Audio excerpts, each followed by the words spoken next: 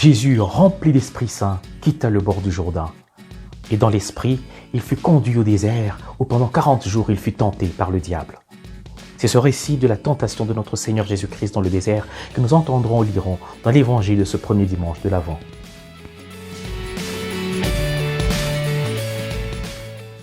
Jésus dans le désert fut tenté par le diable pendant 40 jours.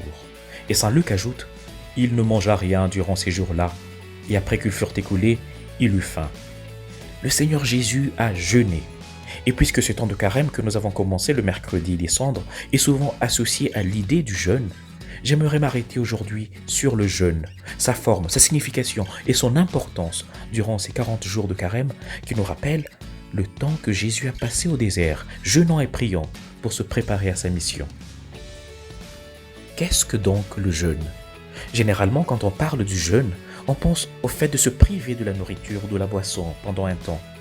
Mais attention, un jeûne sans prière ni motivation spirituelle n'est qu'un simple régime diététique, soit pour maigrir ou soit pour garder la ligne droite ou courbe comme nous autres.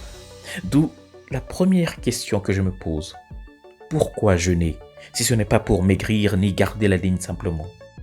En fait, je jeûne par privation de nourriture ou de boisson, d'abord pour mieux fixer mon esprit sur une intention de prière précise, en me libérant de lourdeur, des pesanteurs, de la superficialité, de la distraction dans lesquelles peuvent parfois m'enliser le confort corporel ou matériel, l'abondance ou le superflu de mes avoirs, la soif du savoir, et voire même l'ivresse du pouvoir. Pensons aux 3 tentations de Christ dans le désert. Autant de choses qui, quand elles ne sont pas bien ordonnées, m'empêchent de bien discerner la volonté des dieux dans ma vie, pour l'aimer, y adhérer et chercher à la réaliser. Ma deuxième question, quant à elle, est davantage pratique. Comment donc devrais-je jeûner pour atteindre cet objectif ? Une privation volontaire et spirituellement fructueuse devrait impacter mon esprit de 2 manières. D'abord, m'aider à mieux ordonner ma propre vie. C'est le côté ascétique du jeûne. Et ensuite, m'ouvrir davantage à l'autre par le partage et la charité envers les plus nécessiteux. C'est le côté altruiste du jeûne. Puisqu'en fait, me priver d'une bière ou de la viande aujourd'hui pour la boire ou la manger dans une semaine ou un mois n'est qu'une simple économie ou une épargne pour moi-même. Il ne deviendra un jeûne spirituellement fructueux que si et seulement si l'argent que j'aurai épargné en me privant à chaque fois d'une bière ou de la viande devient aumône, aide ou charité envers les plus pauvres, en commençant par ceux qui vivent dans mon environnement immédiat.